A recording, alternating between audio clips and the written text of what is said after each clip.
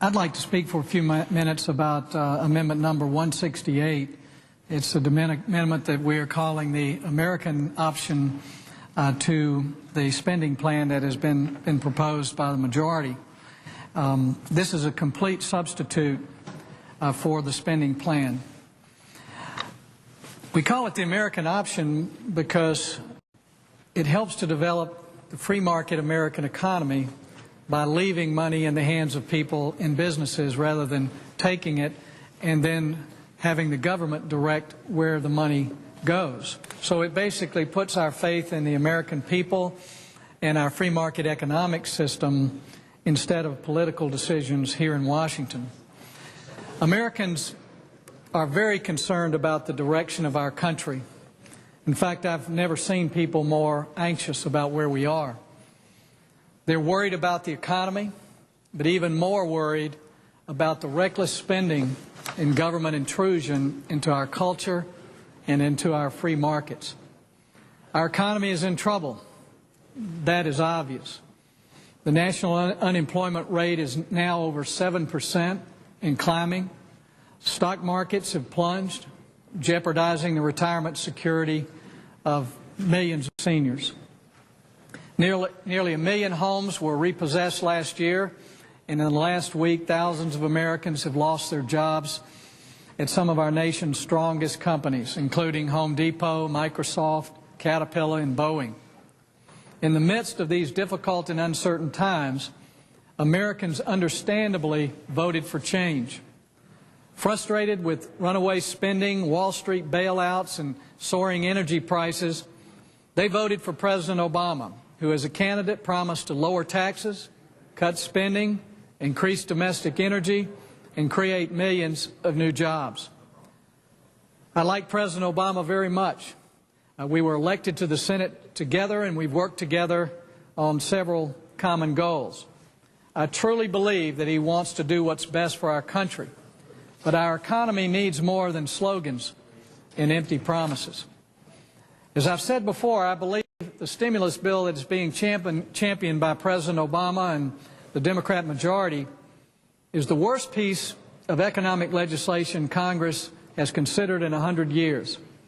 Not since the passage in 1909 of the 16th Amendment, which cleared the way for a federal income tax, has the United States seriously entertained a policy so comprehensively hostile to economic freedom, nor so arrogantly indifferent to economic reality.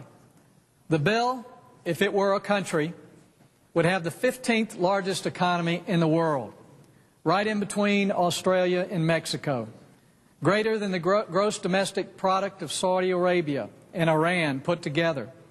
And the American people will be forced to borrow 100% of the unprecedented $1.2 trillion price tag when you include interest. The stimulus bill will cost well over $1 billion for every page it's printed on, and $400,000 for every job it hopes to create or save.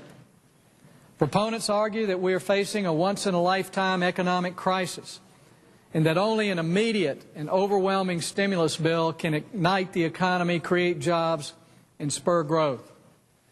That very well may be true, but the spending bill before us today is just that, a spending bill, not an economic stimulus bill. The Democrat bill takes money, it actually borrows money, and decides where it should go. It does virtually nothing to stimulate the economy while it wastes billions of taxpayer dollars. It's a hodgepodge of long-supported pet projects that should be considered in the normal budget process, but not an economic stimulus bill. Using the troubled economy as their motive, Democrats have opened the floodgates for all sorts of outrageous, wasteful spending. Here are just a few of the examples from the Senate substitute. The $400 million for researching sexually transmitted diseases. They're telling us now that they took that out, but then we find they left the money in there, which could be used for the same purposes once we pass the bill. $200 million for bike and pedestrian trails and off-road vehicle routes. $200 million to force the military to buy electric cars. $34 million to renovate the Department of Commerce headquarters.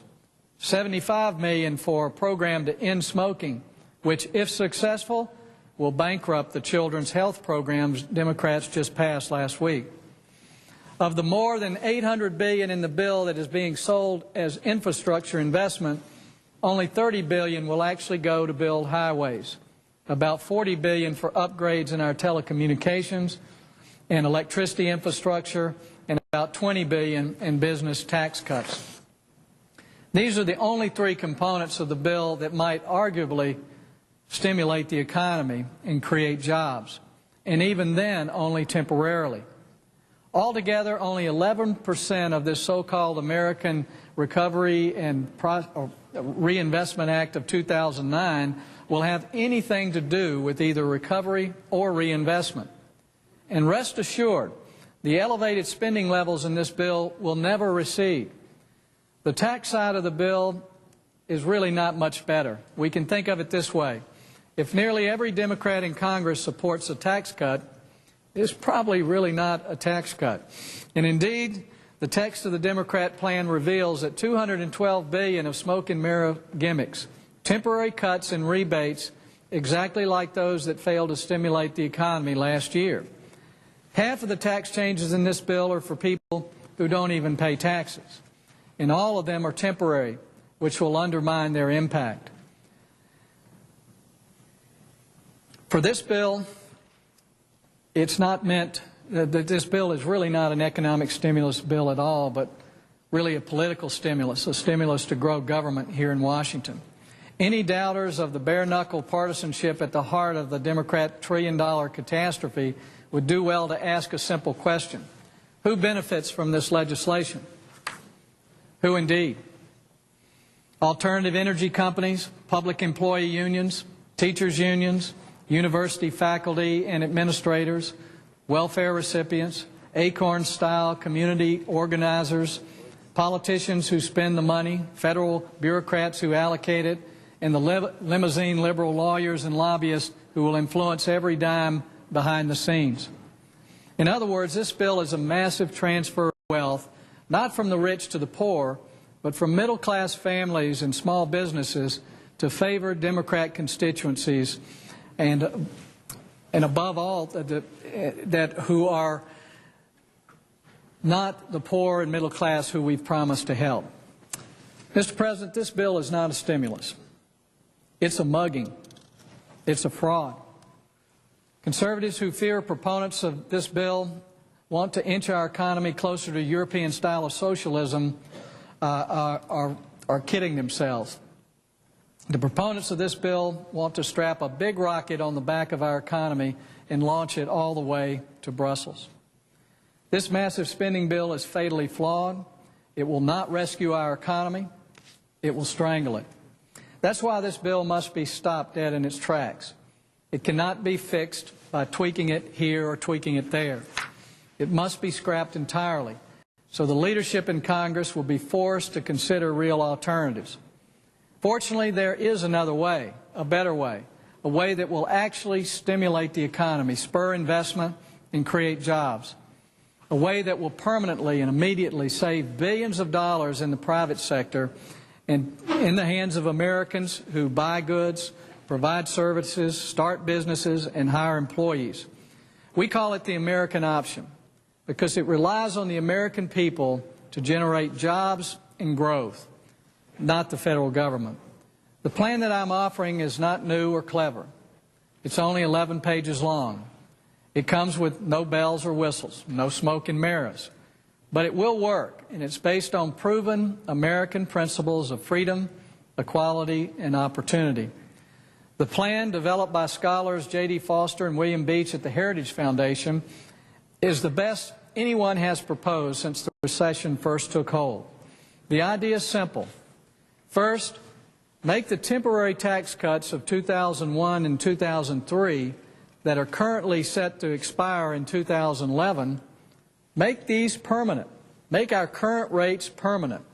This would create the certainty for citizens and businesses that they need to plan their spending and to grow their businesses.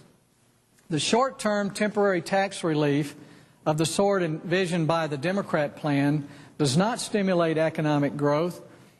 It's temporary, and it creates economic uncertainty. It's the difference between a $1,000 gift one month, which you might put away or use to pay off some credit card, and a $1,000 a month raise, which might get you thinking about buying a house, a new car, or taking a summer vacation, or starting a new business. To encourage people to take risks and create new jobs, we must make tax relief for families and small businesses permanent. Recessions are caused by uncertainty that keeps investors on the sidelines. Permanent low taxes allow for plans and decisions to be made with an eye towards the future. With the 2011 tax bomb diffused, Part 2 of our plan will cut income tax rates across the board. The top marginal rate, the one paid by most of the small businesses that create new jobs, will fall from 35% to 25%. It simplifies the code to include only two other brackets, 15 and 10. These marginal rate reductions would be permanent and give the private sector maximum predictability as it decides how to best spend its recovered income. This is a matter of fairness. No American family should be forced to pay the federal government more than 25% of the fruits of their labor. Just as we cut taxes for family and small businesses, we need to cut them for corporations as well, from 35 to 25%. And we shouldn't be afraid to say so. Our corporate tax rate is one of the highest in the world, driving investment and jobs overseas. Lowering this key rate will unlock trillions of dollars to be invested in America instead of abroad. And rather than giving large companies loopholes and targeted tax benefits, which only encourage them to spend money on lobbyists who secure such goodies, Congress should get out of the business of picking winners and losers in the market and simply cut everyone's taxes and let the best companies win. This plan will make businesses compete for consumers, not congressmen and senators.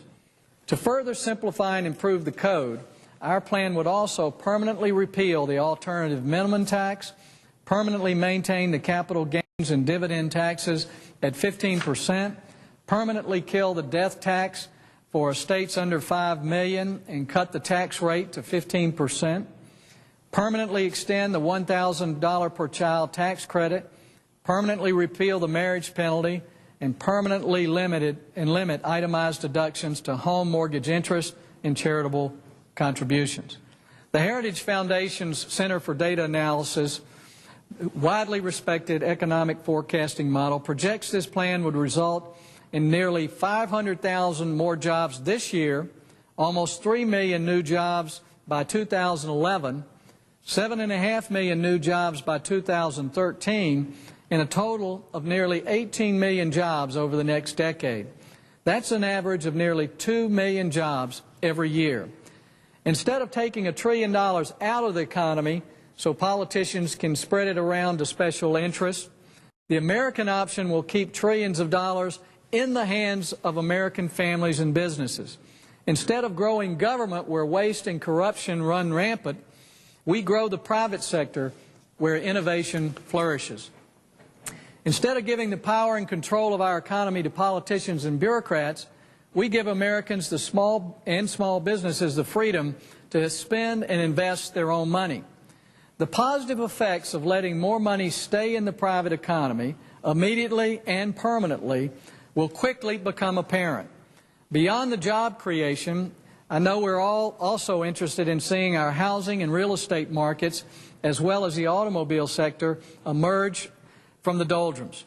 Mr. President, within 5 years, the American option would produce $175 billion in residential investment and $362 billion in non-residential investment.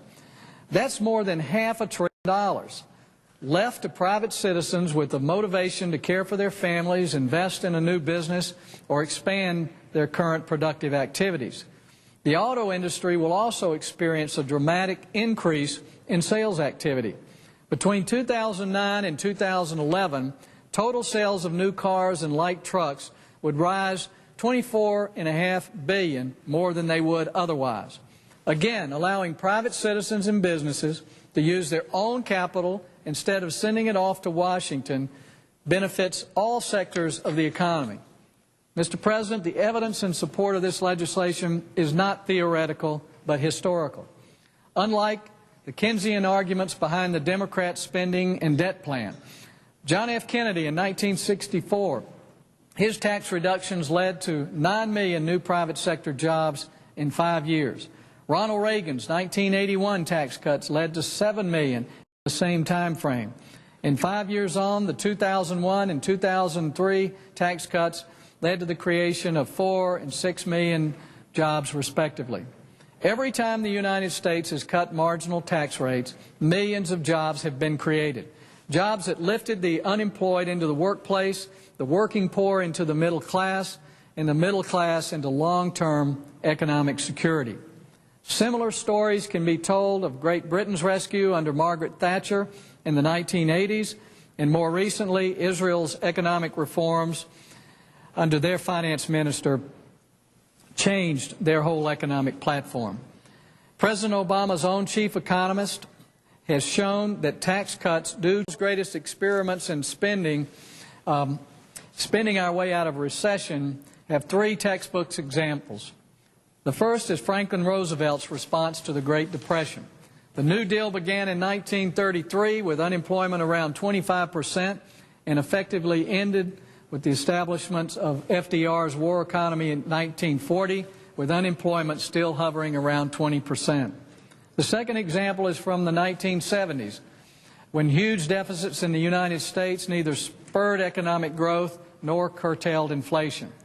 The third example is Japan, their so-called lost decade in which the Japanese government tried in vain for 10 years to spend its way out of a national real estate and investment collapse.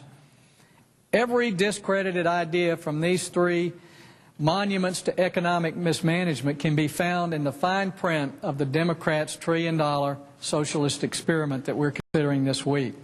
Massive spending, skyrocketing deficits, inevitable tax increases, and the disastrous unintended consequences of hurried and arbitrary meddling in our economy. Finally, Mr. President, there's another issue I want to address. I've recently heard some of my colleagues say that this recession is the fault of free market, that President Obama inherited problems of a conservative ideology. Mr. President, this charge is flatly false. In fact, it's incredible that anyone would say it. Let me be clear.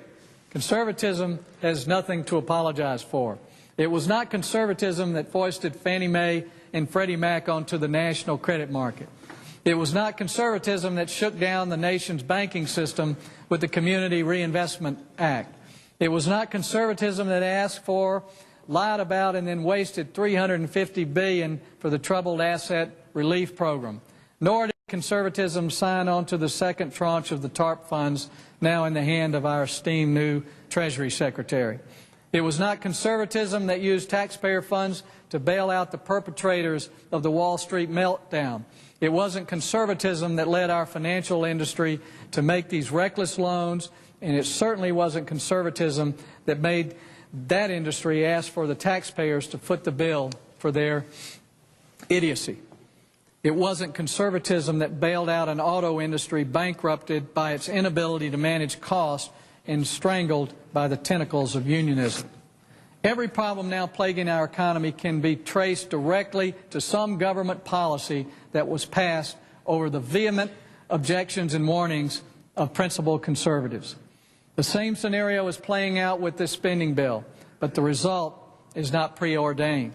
The Democrat plan will fail. It will hurt our economy. It will kill jobs. It will lengthen and deepen the recession, and it will delay any hope of recovery.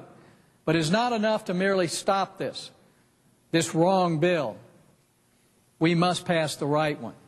It's not simply a viable alternative that we're talking about. It's the American option to rescue our economy from a slide toward European social democracy.